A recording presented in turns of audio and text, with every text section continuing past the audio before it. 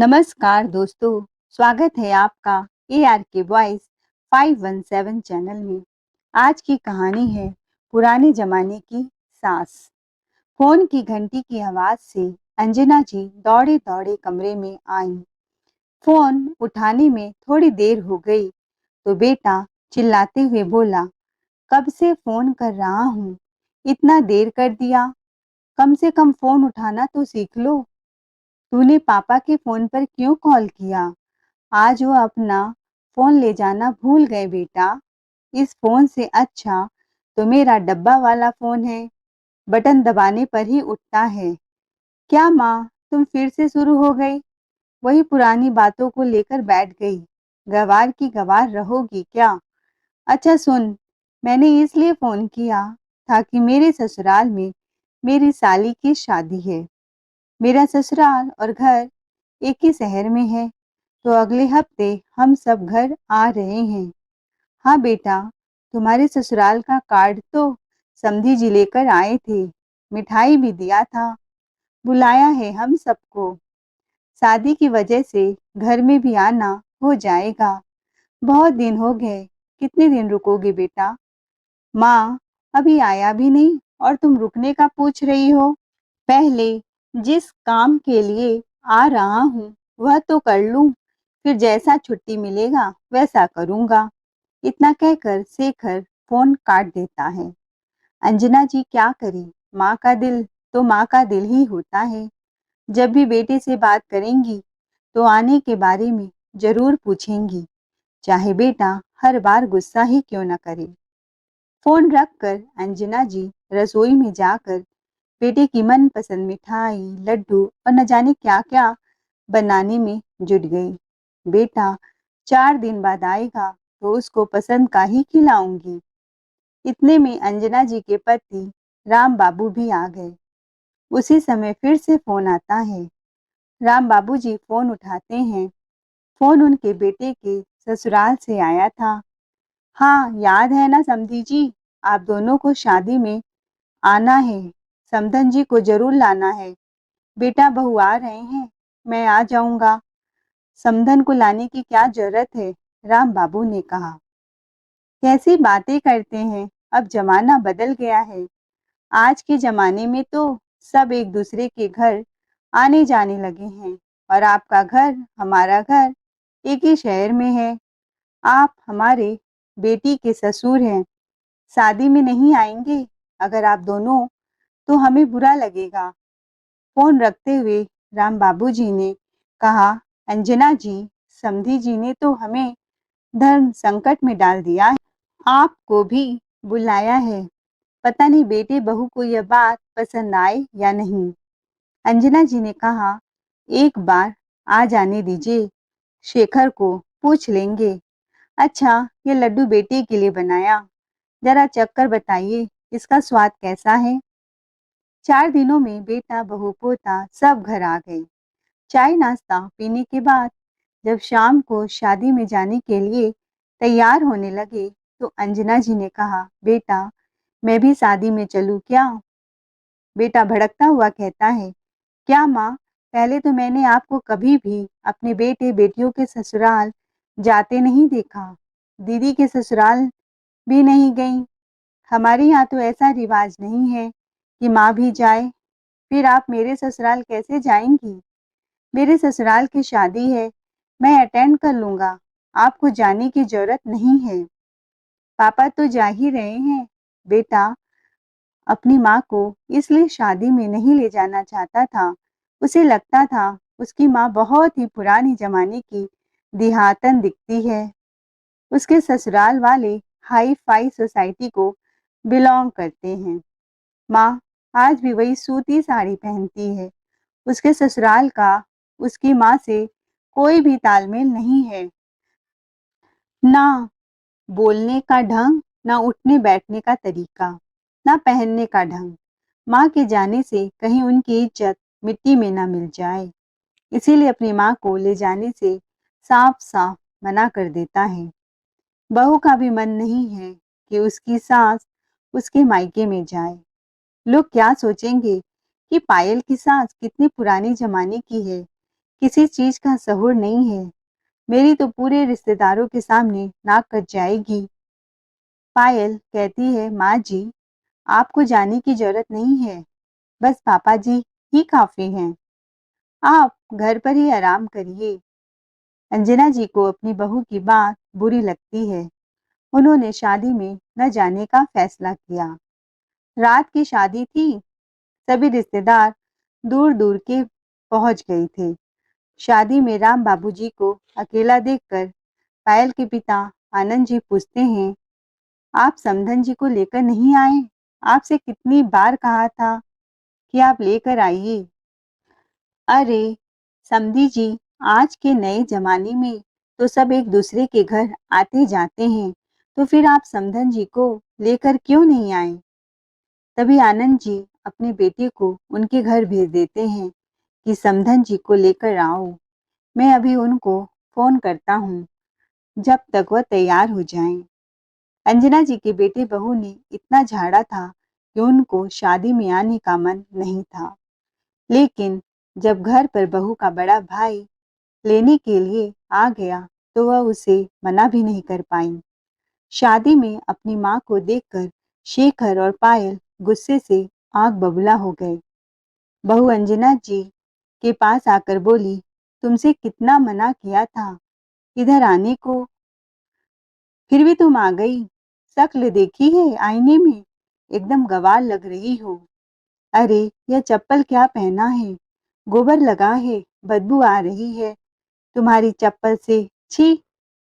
वो बेटी, सड़क पर गोबर गिरा था तो वहीं पैर पड़ गया, अभी धो लेती हूँ। अपनी साड़ी देखो और सब यहाँ पहनकर जो आए हैं उनको देखो। सबसे मिलने जुलने की जरूरत नहीं है। मुझे तो सबसे मिलवाने में भी शर्म आ रही है कि तुम्हारे साथ फुटपाथ की फटीचर साड़ी पहनकर आई है। अंजना जी को घसीटते हुए पर्दे के पीछे जहां पर हलवाई लोग काम कर रहे थे उधर बैठा देती है। अब आप चुपचाप इधर ही बैठ जाइए, पर्दे से बाहर मत आना। 1 घंटे बाद पापा जी के साथ घर निकल जाना। इधर आकर मेरी नाक कटवा दी। देखा है मेरे मायके के लोग पढ़े लिखे और मॉडर्न हैं। उनके सामने तो तुम ऐसी लग रही हो जैसे शादी में पूरी बेलने वाली आई हो। एक काम करो माँ जी, आप यहाँ पूरी बनाइए ताकि कोई भूल से यहाँ आ जाए तो उन्हें लगे आप हलवाई के साथ आई हो। अंजना जी की आंखों में आंसू आ गए। क्या सच में मैं पूरी बेलने वाली लगती हूँ? अपनी बहू की जली कटी बातें सुनकर वे चुपचाप पूरी बनाने लगी। ना तो उन्होंने कुछ खाया ना कुछ पिया। बेटे की तरफ देखा तो बेटा भी गुस्से में घूर रहा था। राम बाबूजी रिश्तेदारों से बात करने में बिजी थे। बहुत समय तक जब उनकी पत्नी दिखाई नहीं देती है, वह चारों तरफ जाकर उन्हें खोजते हैं कि उनकी पत्नी कहाँ है। फिर वह जाकर आनंद जी से पूछते हैं कि अंजना जी कहाँ हैं। दोनों समधी उन्हें हर जगह खोजते हैं। जब वो पर्दा उठाकर हलवाई के पास जाते हैं तो वहां उनके साथ वह पूरी बना रही होती हैं। तो आनंद जी पूछते हैं, समधन जी, हमने आपको शादी में बुलाया है, न कि काम करने के लिए। बाहर सब डांस कर रहे हैं, एंजॉय कर रहे हैं, और आप यहाँ कोने में बैठी हैं। इतना सुनते ही उनकी आंखों से झरझर आंसू बह गए। अंजना जी ने बार बार पूछे जाने पर मुंह खोल दिया, मैं बाहर नहीं आऊंगी। बेटा बहू ने मुझे शादी में आने से मना किया है। कहा है 1 घंटे में पापा के साथ चुपचाप घर निकल जाना, किसी से मिलने की जरूरत नहीं है। बहू बेटे ने कहा कि मैं एकदम गांव की गवार हूँ और मैं उनके मायके वालों के स्टेटस की नहीं हूँ। मेरी औकात नहीं है उनके साथ उठने बैठने की। ए जी, आपने खाना खा लिया हो तो मुझे घर से यहाँ से ले चलिए। राम बाबूजी जब अपने बेटे बहू की बातों को सुनते हैं, उनका खून खौल उठता है। लेकिन उस समय माहौल की नजाकत को समझते हुए अपनी बेटी बहू से कुछ नहीं कहते। आनंद जी का अपनी बेटी के बर्ताव से सर झुक जाता है। जिस बेटी के उच्च शिक्षा पर उन्हें गर्व था, आज वह राम बाबूजी और अंजना जी से आंख नहीं मिला पाते हैं। लेकिन घर में शादी का माहौल था, इसीलिए सबने चुप रहना ही उचित समझा। शादी बीत जाने के बाद बेटे बहू जब घर आए तो घर का माहौल बहुत ही शांत था। कोई आपस में किसी से बात नहीं कर रहा था। अंजना जी तो उनके सामने ही नहीं आई थी। बहू तो बहू, बेटे ने भी बहुत बुरा व्यवहार किया था। उन्हें लगा शायद बेटा कमरे में आकर अपनी गलती का माफी मांगे, लेकिन बेटे ने तो घर आकर ऐसा कुछ भी नहीं किया। राम बाबूजी को बहुत गुस्सा आया था। वह कुछ कहने जाते तो अंजना जी उन्हें रोक लिया कि रहने दो, 4 दिन के लिए आए हैं, शांति से जाने दो। जिस बेटे को हमने इतने नाजों से पाला पोसा, जब उसकी आंख की शर्म मर गई तो आपके कहने से उन्हें क्या फर्क पड़ेगा। अब आप ज्यादा गुस्सा करके अपना बीपी मत बढ़ाइए। अंजना जी ने कहा, घर में सब्जी नहीं है, बाजार से ले आइए। किसी तरह के बहाने बना के अंजना जी अपने पति को घर से बाहर भेज देती हैं, जिससे उनका बेटे के साथ आमना सामना न हो। शाम को शेखर अपने माँ पापा के कमरे में आता है तो उन्हें लगता है वह माफी मांगने आया है, पर वह कहता है, पापा 2-4 दिन इस घर में मैं और रुकूंगा, क्योंकि पायल कह रही थी अपने बेटे का मुंडन करवाना है और गोलू पूरा 1 साल का होने वाला है, तो हम अपने कुलदेवी के मंदिर में मुंडन करवाएंगे और शाम को उसका जन्मदिन मनाएंगे। पायल के पापा आनंद जी अपनी तरफ से बड़े से होटल में जन्मदिन की पार्टी दे रहे हैं। राम बाबूजी और अंजना जी अपनी बहू बेटियों की बातों में हाँ में हाँ मिला देते हैं, पर कुछ नहीं कहते। ठीक है बेटा, तुम्हें जैसा लगता है वैसा करो। 2 दिन बाद सुबह बेटे का मुंडन हुआ। उसके बाद पायल और शेखर उसके जन्मदिन की तैयारी में जुट जाते हैं। अपने सारे रिश्तेदारों को बुलाया था।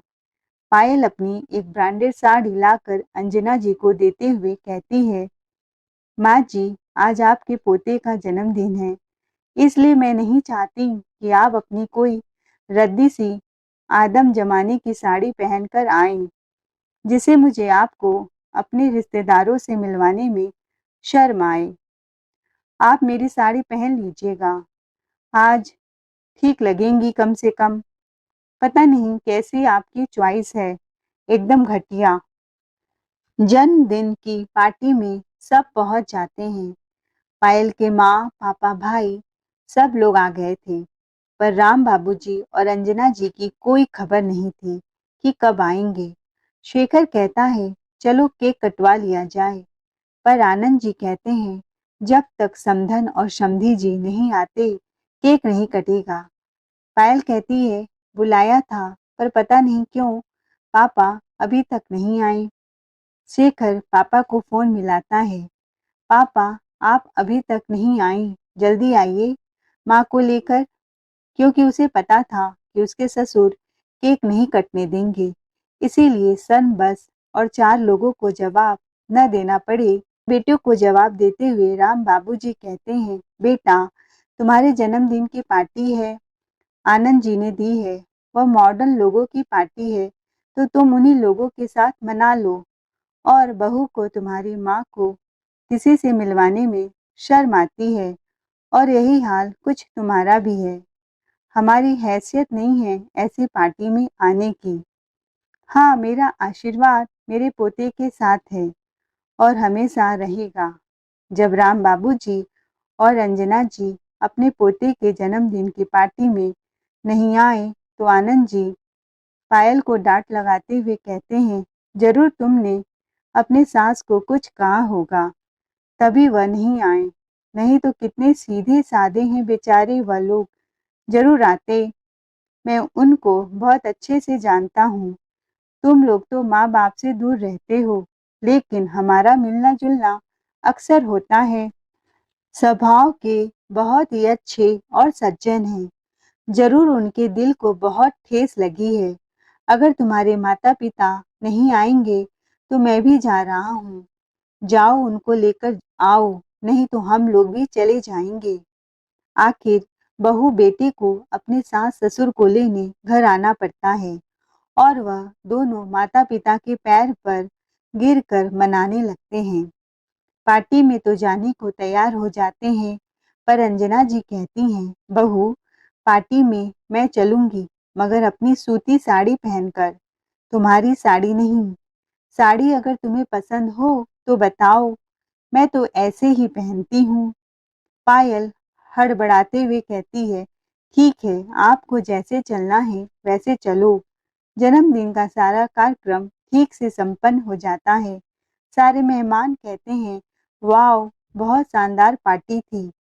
पायल तपाक से बोलती है, क्यों न हो, मेरे पापा ने दिए इतने बड़े रेस्टोरेंट में, स्टैंडर्ड लोगों की पार्टी है, मेरी सास की इतनी औकात कहाँ। अंजना जी सब सुन लेती हैं और अपने छोटे से पर्स से एक डिब्बा निकालती हैं। उसमें से चमचमाती हुई सोने का चैन निकालकर अपने पोते को पहनाती हैं। साथ में उसे साइकिल, सारे खिलौने, 11 जोड़े कपड़े गिफ्ट करती हैं, जिसको देखकर बेटे बहू की आंखें फटी की फटी रह गई। शेखर ने पायल से कहा, मैंने तो अपने माता पिता का इतना बेइज्जती किया, फिर भी लाखों का गिफ्ट मेरे बेटे को दिया है। हीरे की अंगूठी, सोने का चैन, ओ माय गॉड। पास में खड़े हुए पायल के पिताजी आनंद जी बेटी को 2 थप्पड़ जमाते हुए कहते हैं, जिस बूढ़े सास ससुर की तुमने इज्जत उतार दी, उनकी औकात याद दिलाई।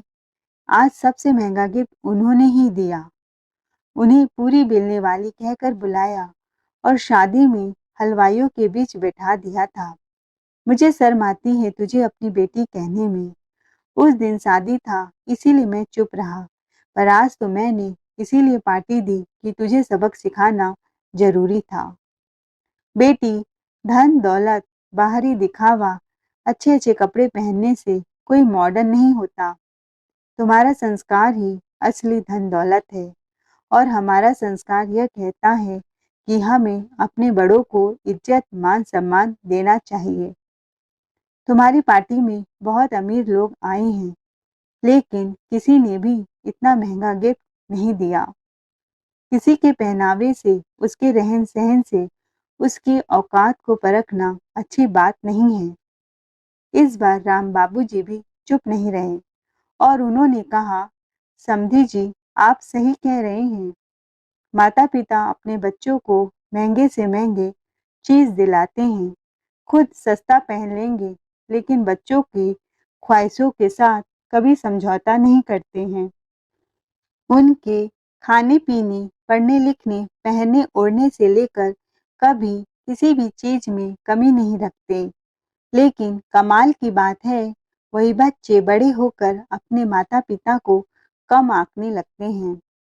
अरे, जिनकी वजह से आज वह बाबूजी बनकर घूम रहे हैं, बड़ी बड़ी गाड़ियों के मालिक बने फिरते हैं, उन्हीं को उनकी औकात दिखाने की कोशिश करते हैं।